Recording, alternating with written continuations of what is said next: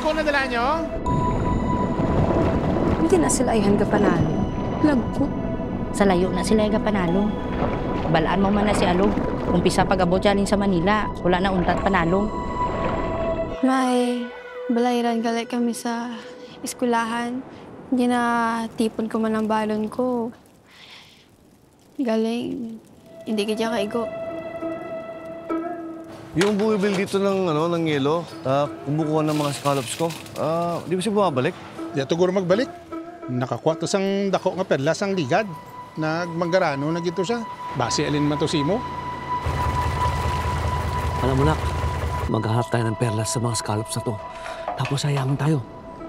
Abi ko, wala ka gapata sa perlas. Dapat nga sa atin yun eh. Tayo nagpakahirap nun, tayo sumisid nun.